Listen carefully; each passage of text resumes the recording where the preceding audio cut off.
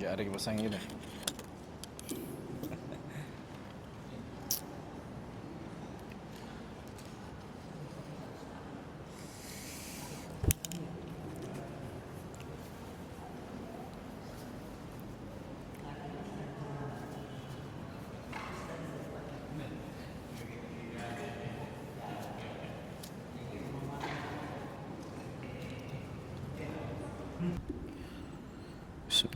بسم الله الرحمن الرحيم. الحمد لله رب العالمين، والصلاة والسلام على رسول الله وعلى آله وصحبه ومن تبعهم بإحسان إلى يوم الدين. بعد، فنواصل كتاب فقه الأسماء الحسنى للشيخ عبد الرزاق ابن عبد المحسن البدر حفظه الله تعالى. Sebagaimana pertemuan yang sebelumnya, kita telah membahas beberapa kaidah yang berkaitan dengan nama-nama Allah Subhanahu wa ta'ala. Dan kaidah yang terakhir atau faedah, semua kaidah adalah faedah, tapi tidak semua faedah adalah kaidah. Di antaranya bahwa nama-nama Allah Subhanahu wa ta'ala bertingkat-tingkat keutamaannya. Tafadul asma'illahi wa sifatihi. Nama-nama Allah bertingkat-tingkat keutamaannya. Dan inilah yang diyakini ahli sunnah wal jamaah. Begitu juga dengan ayat-ayat Allah bertingkat-tingkat keutamaannya. Ayat-ayat Allah bertingkat-tingkat keutamaannya. Dan bukanlah maknanya ketika kita katakan misalnya ayat Al-Kursi lebih utama dibandingkan ayat yang lain, berarti ayat yang lain tidak utama. Karena afdaliyah, keutamaan itu adalah perkara relatif yang apabila dibandingkan dengan apa. Nah, baik, kemarin kita sebutkan bahwa para ulama berselisih tentang nama Allah yang paling mulia itu apa. Ada sekitar 3 hadis yang kita sebutkan. Ada sekitar 3 hadis yang kita sebutkan. Nah, ada yang masih ingat apa saja nama-nama yang disebutkan di dalam hadis yang utama?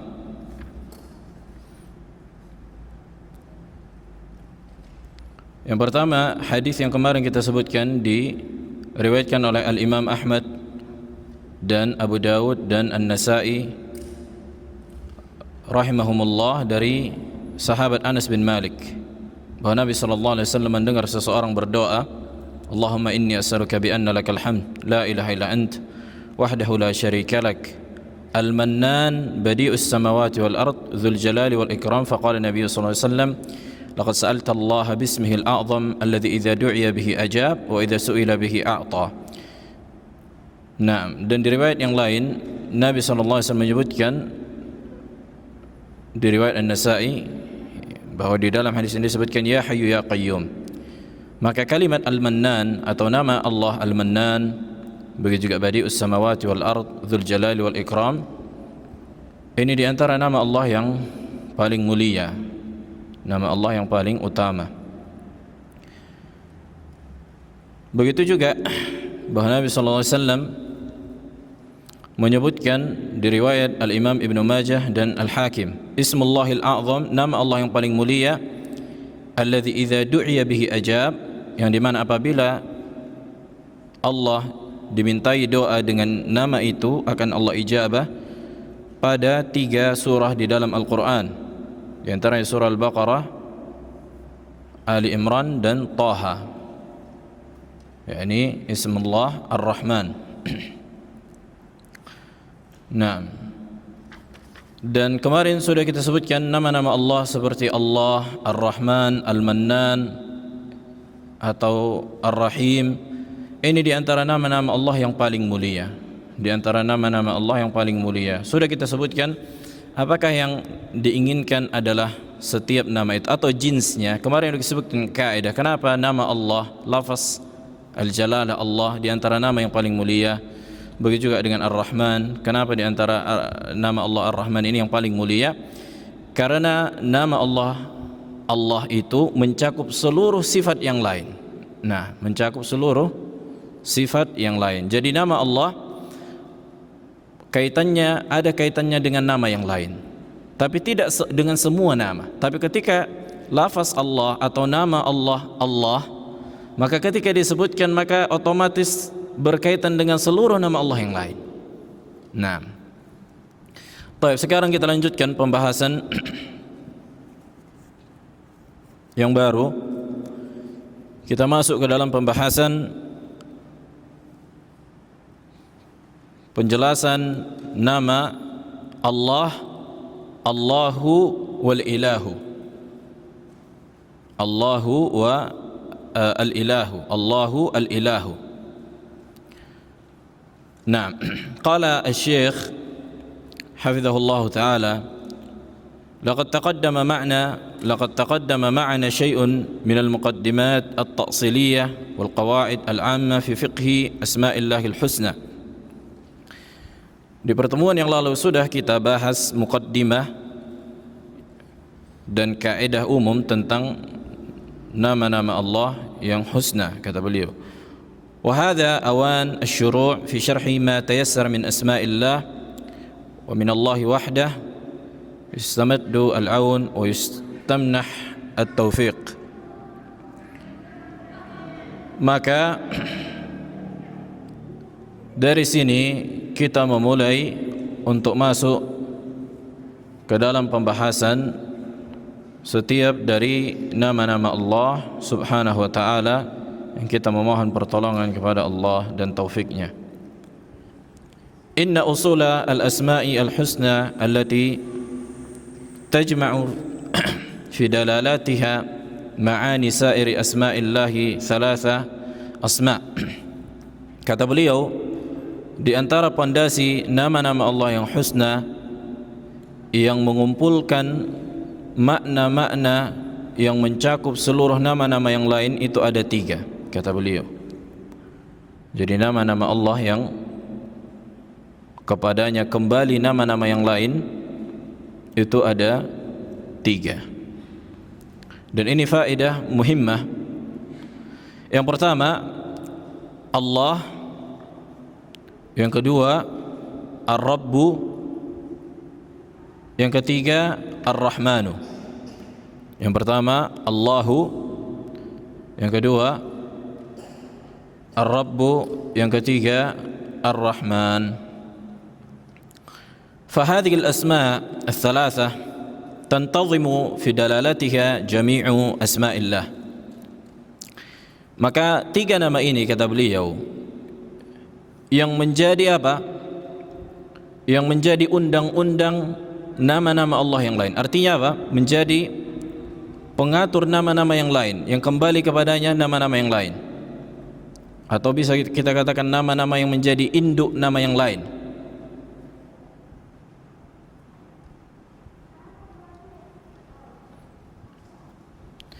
Wa asma'ullahi taduru 'alaiha wa tarji'u ilaiha. Nama-nama Allah yang lain itu kan kembali kepada 3 nama yang tadi, Allah, Ar-Rabb dan Ar-Rahman. Akan datang pembahasannya insyaallah. Ini kita membahas nama Allah ini. Fa ismu Allah, maka nama Allah mutadamminun li sifatil uluhiyah, mengandung sifat ibadah, al-ilah. Jadi Allah itu maknanya yang diibadahi atau mengandung sifat yang diibadahi. Akan kita sebutkan nanti apa makna dari sifat diibadahi, kan gitu. Wa ismur Rabb, maka nama Allah Ar-Rabb mutadamminun li sifati ar-rububiyah, mengandung sifat rububiyah. Maka ini kita sudah ulang-ulang kan gitu, tauhid uluhiyah, tauhid rububiyah. Ketika kita katakan rububiyah berarti berkaitan dengan perbuatan Allah seperti menciptakan, menghidupkan, mematikan, mengatur alam semesta. Wa ismu Ar-Rahman, kemudian nama Allah yang Ar-Rahman mutadamminun li sifatil ihsan wal judi wal bir. Maka nama Allah Ar-Rahman mengandung sifat yang mulia, yang baik, yang dermawan, dan yang semisal dengan itu. Subhanallah. Jadi nama Allah yang tiga ini, Allah, kemudian Ar-Rabb, kemudian Ar-Rahman, aplikasi dari tauhid yang tiga. Aplikasi dari tauhid yang tiga. Tauhid uluhiyah, yakni itulah Allah, ya kan? Kemudian nama Allah Ar-Rabb, itulah makna rububiyah, tauhid rububiyah. Kemudian Ar-Rahman, makna dari tauhid asma' sifat. Nah, dan sudah kita ulang-ulang di pertemuan-pertemuan dan kajian-kajian kita bukan sedang membahas membagi zat Allah sebagaimana yang difahami orang-orang Jahmiyah, orang-orang ahli bid'ah. Kata mereka ini Wahabi membagi tauhid menjadi tiga. Nah, ini menunjukkan kejahilan mereka terhadap dalalatul alfaz. Nah, kita bukan sedang membagi Allah, tapi memahami makna dari sifat Allah. Memahami makna dari sifat Allah. Baik.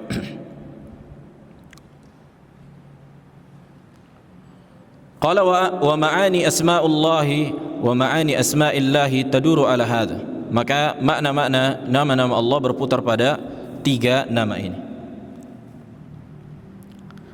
Apa saja tadi yang tiga ini, Fajar?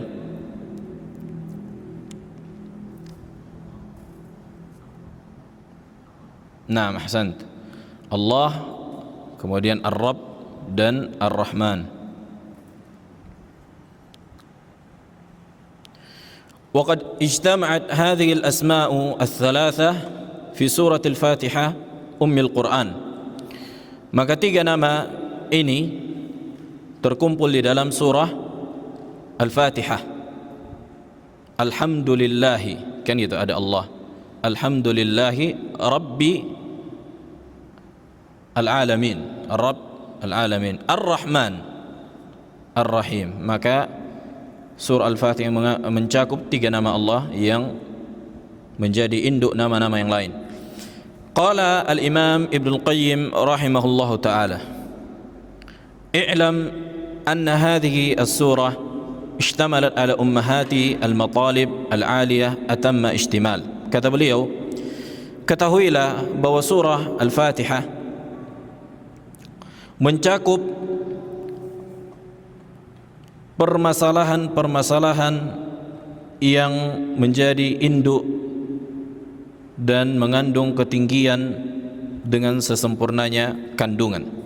Artinya apa? Surah Al-Fatihah ini mengandung banyak permasalahan-permasalahan yang mulia yang berkaitan dengan Allah dan hambanya.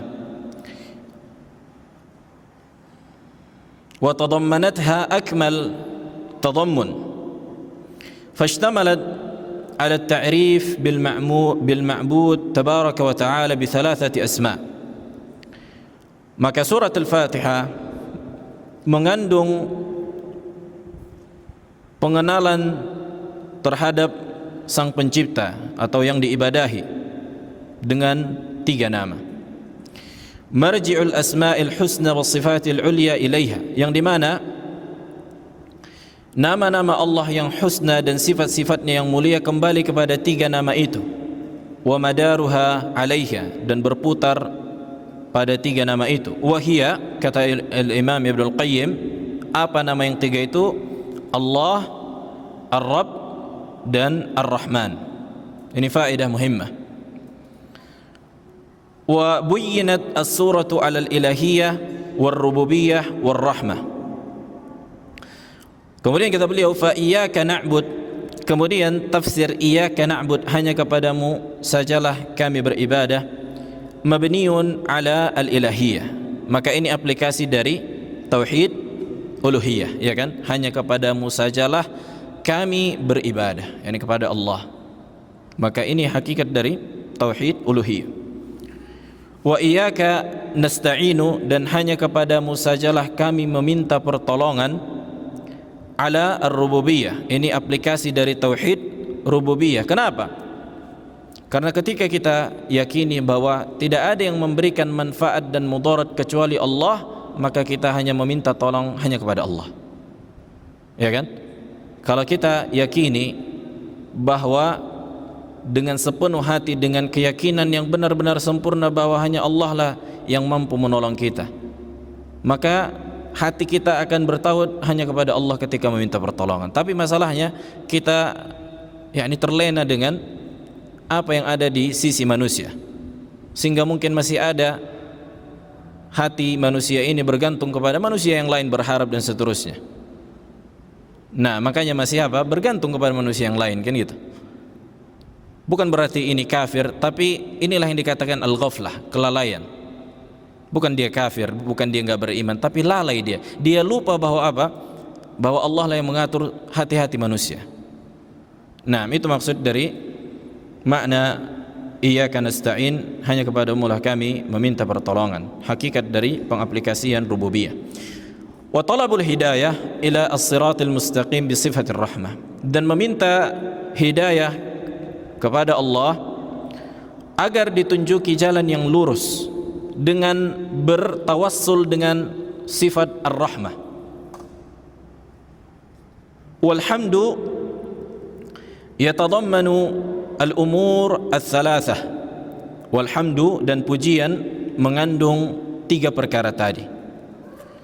Fahuwa al-mahmud, maka dialah Allah yang dipuji, fi ilahiyatihi, yakni pada sifatnya yang diibadahi, wa rububiyatihi, kerububiyahan Allah, wa rahmatihi, dan kasih sayang Allah subhanahu wa ta'ala. Intaha kalam Ibn Al-Qayyim di kitab Madarik Salikin. Kitab Madarik Salikin di antara kitab yang sangat-sangat bagus yang menafsirkan surah Al-Fatihah. Naam, Madarik Salikin fi tafsir iyyaka na'bud wa iyyaka nasta'in. Qala asy-syekh hafizahullah, wa awwalu ma nabda bihi min asma'illahil husna ismuhu tabaraka wa ta'ala Allah, atau ismahu, bisa ismahu, awwalu ma nabda, atau ismuhu la ba'as, menjadi khabar. Maka yang pertama kali kita mulai di antara nama Allah yang husna ini, yang paling mulia ini, yang paling baik ini, nama Allah adalah Allah. Kan itu? Nama Allah, Allah. Wa huwa ismun, kata beliau, dzakara jama'atun min ahli al-ilmi annahu ismullahil a'zam. Maka nama Allah, Allah, ahlul ilmu menyebutkan inilah nama Allah yang paling mulia dari seluruh nama. Nama Allah yang paling mulia dari seluruh nama Allah apa? Allah. Alladzi idza du'iya bihi ajaba, yang dimana apabila Allah dimintai doa dengan nama itu maka akan Allah ijabah.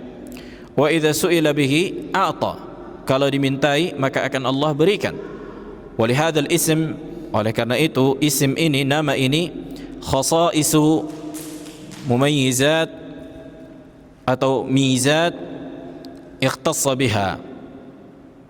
Nah, maka nama Allah, Allah memiliki kekhususan dan keistimewaan yang menjadi bersendirinya nama ini. Kemarin sudah kita sebutkan apa perbedaan antara ijabah dan al-i'ta. Apa perbedaan bahwa Allah mengijabah dan Allah memberikan.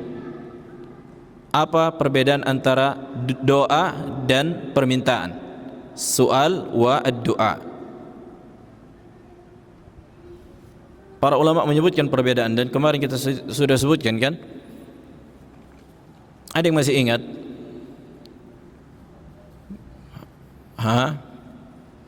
Naam, Aba Mukbil.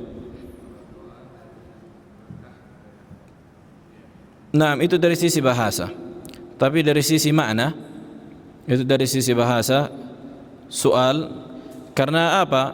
Disebutkan di hadis An-Nuzul, ketika Allah turun setiap sepertiga malam terakhir, kan gitu, Nabi menyebutkan hadis Al-Qudsi, yanzilullah ila sama'id dunya hina yabqa thuluthi al-lail al-akhir, hina yabqa thuluth al-lail al-akhir. Sesungguhnya Allah turun ke langit dunia setiap sepertiga malam terakhir. Kemudian Allah mengatakan hal min sa'ilin, kan gitu, apakah ada di antara yang soal, sa'il, meminta, fa'u'tiyah, akan aku berikan. Wa hal min da'in, apakah ada yang berdoa, fa'ujibah, akan aku ijabah. Apa perbedaan apa antara ijabah dan ad-doa? Antara ijabah dan a'ta. Ajabah wa a'ta. Kemarin kita sebutkan perbedaan. Apa mungkin?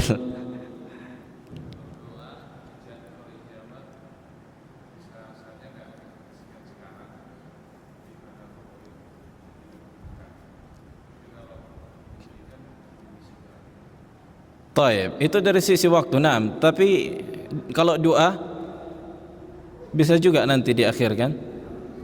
Kemudian apa perbedaannya? Kemarin kita sebutkan hadis, kan gitu. Ma min muslim atau ma min da'in yad'u Allah laysa fi du'aihi ithmun aw qati'atur rahim illa ajaba Allah min bithalathin atau kama qala alaihi salatu wassalam. Tidaklah seorang berdoa selama di doanya tidak ada mengandung dosa dan pemutus silaturahim, maka Allah akan ijabah dengan 3. Yang pertama, Allah berikan permintaannya, a'ta, kan gitu. Ini yang pertama. Atau Allah palingkan dia dari keburukan, atau Allah simpan pahalanya nanti di hari kiamat. Maka apa? Maka inilah makna doa. Jadi doa itu lebih umum dibandingkan a'ta, pemberian. Kalau a'ta itu dikasih, kita minta A, Allah kasih A, kan itu. Sa'ala, meminta, langsung kita minta misalnya A, Allah kasih A. Tapi kalau Allah ijabah, bisa saja bukan A yang Allah kasih, bukan Allah ijabah dengan memberikan A, tapi dengan memalingkan dari kita keburukan atau menyimpan pahala nanti di hari kiamat. Oleh karena itu sebagian sahabat berharap doa mereka tidak Allah kasih sekarang di dunia, tapi nanti di hari kiamat. Naam. Ini faedah, yakni min babi murajaah. Baik, kita lanjutkan. Famin khasa'is hadha al-ism annahu al-aslu li jami' asma'illahil husna. Di antara kekhususan nama Allah, bahwa nama ini adalah pondasi seluruh nama Allah yang husna, atau inti dari seluruh nama Allah yang husna. Wasair al-asma mudhafatun ilaihi wa yusafu biha. Dan seluruh nama Allah yang lain kan disandarkan kepada Allah gitu. Ini udah kemarin kita jelaskan. Jadi kita katakan misalnya Ar-Rahman ismullah, ya kan? Ar-Rahman ismullah, Ar-Rahim ismullah, Al-Ghafur ismullah.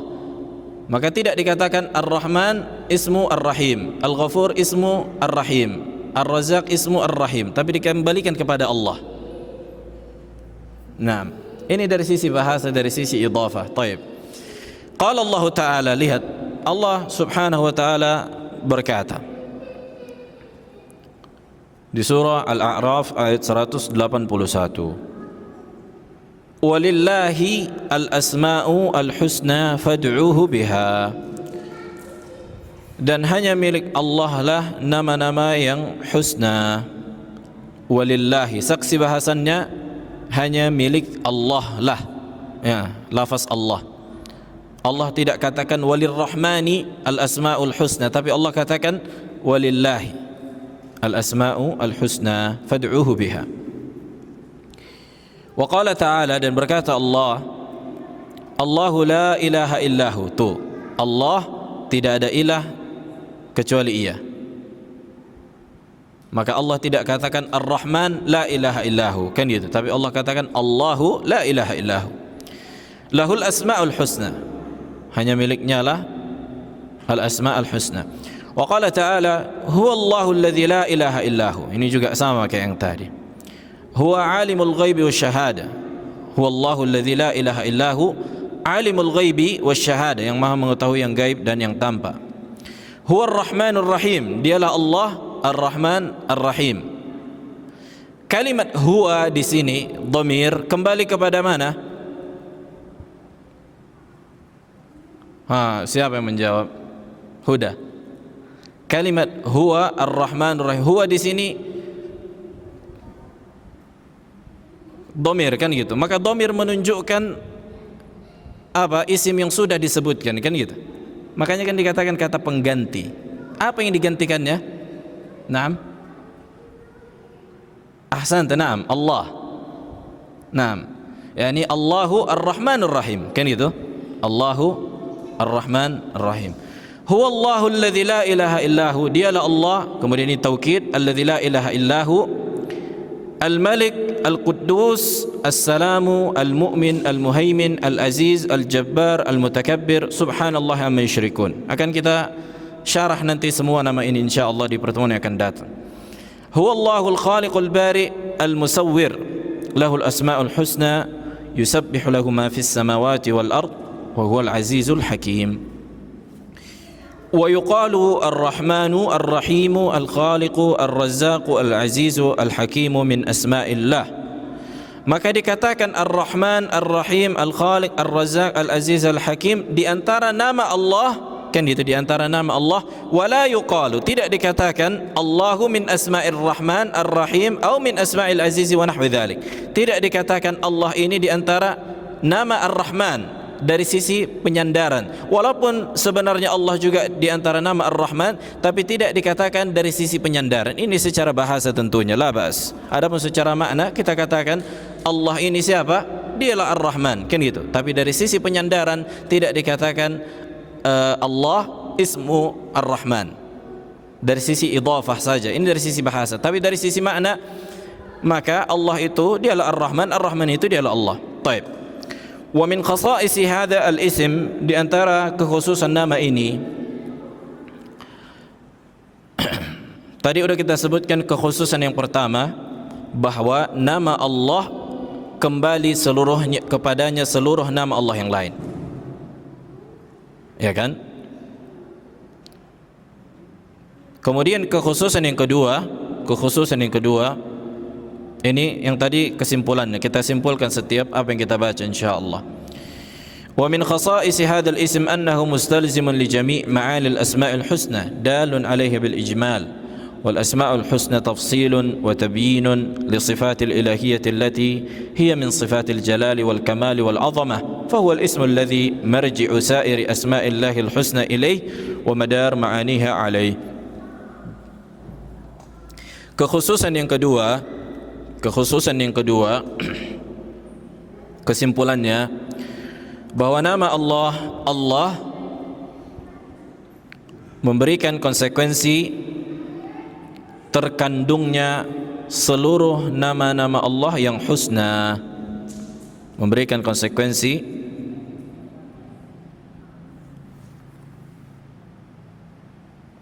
seluruh nama-nama Allah yang husna secara ijmal.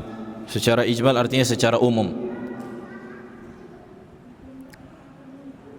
Adapun nama-nama Allah yang lain seperti Ar-Rahman, Ar-Razzaq itu penjelas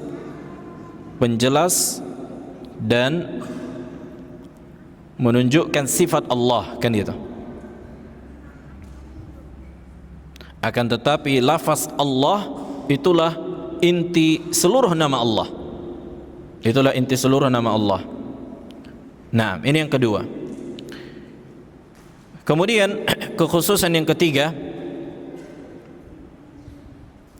annahu la yasqutu anhu al-alif wal lam fi hal an-nida.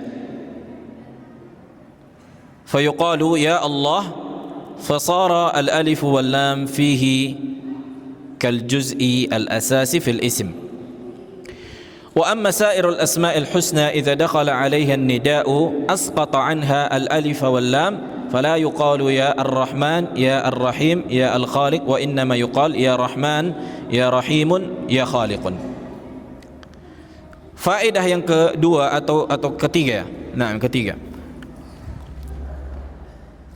Kekhususan nama Allah ini ketika dia dipanggil dengan ya an-nida, ya panggilan,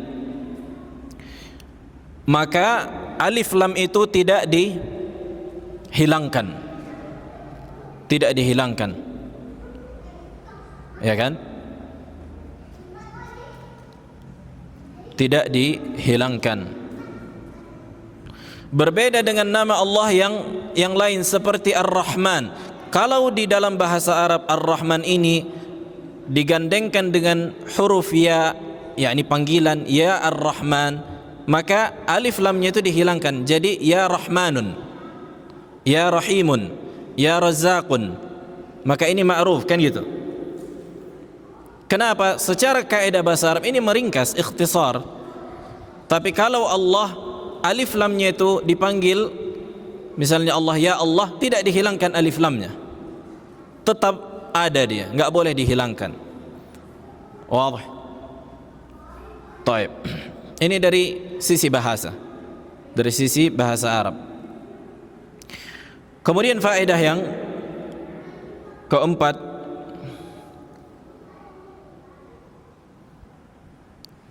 faedah yang keempat atau kekhususan nama Allah yang keempat, wa min khasaisihi annahu al-ism alladhi iqtaranat bihi 'ammatul adhkari al-ma'thurah.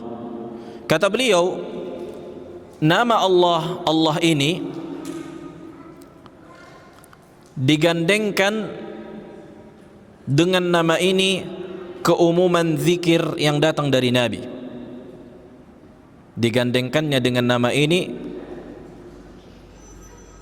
zikir yang datang dari Nabi sallallahu alaihi wasallam.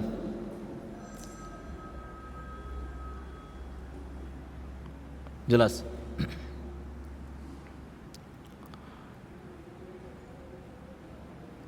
Qala fa at-tahlil, at-tahlil, apa makna tahlil?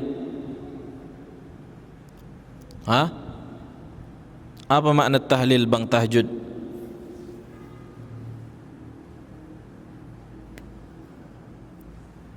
Biasa kan kita dengar orang tahlilan. Bedakan antara tahlil dan tahlilan.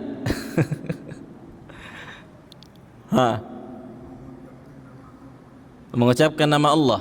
Apa nama Allah itu? La ilaha illallah. Mengucapkan la ilaha illallah. Adapun tahlilan, sebagaimana kebiasaan sebagian atau kebanyakan masyarakat Indonesia, yang dimaksud dengan tahlilan dengan menzikirkan la ilaha illallah dan menggoyangkan kepala atau tidak menggoyangkan dan semisal dengan itu. Wadih. Maka ini bid'ah. Berkumpul mengerjakan ibadah tahlil la ilaha illallah dengan cara berkumpul dipimpin satu orang menggoyang-goyangkan kepala, kemudian ada acara makan-makan dan seterusnya, maka ini bid'ah. Tidak pernah dikerjakan oleh Nabi sallallahu alaihi wasallam.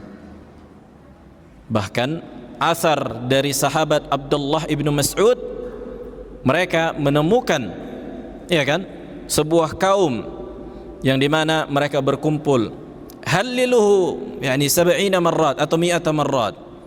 Ibnu Mas'ud, sahabat Nabi sallallahu alaihi wasallam, menemukan sebuah kaum yang satu orang memimpin, kemudian orang-orang di halaqah ini apa? Mengucapkan la ilaha illallah, kemudian bertasbih 100 kali dengan batu. Kemudian diingkari sahabat Ibnu Mas'ud radhiyallahu taala anhu. Kata Abdullah bin Mas'ud, ma ahlakakum ya ummat Muhammad, betapa celaka kalian wahai manusia yang di zaman ini. Kenapa? Baju Nabi sallallahu alaihi wasallam belum usang, belum lapuk, belum koyak. Gelas-gelas Nabi belum pecah. Betapa cepatnya kalian sesat. Silahkan kalian pilih, kalian lebih di atas hidayah dibandingkan Nabi, atau kalian membuka pintu kesesatan. Subhanallah. Athar ini sahih dan mereka mengingkari athar ini. Kenapa? Karena ini menghancurkan amalan mereka, kan gitu, menampar amalan mereka. Nah, maka silahkan berzikir dengan mengucapkan la ilaha illallah dengan tenang, dengan menghitungnya, atau silahkan tidak dengan menghitungnya, kan begitu. Bukan dengan cara berjamaah, menggoyangkan kepala. Nah, azan. Azan dulu. Fadhal.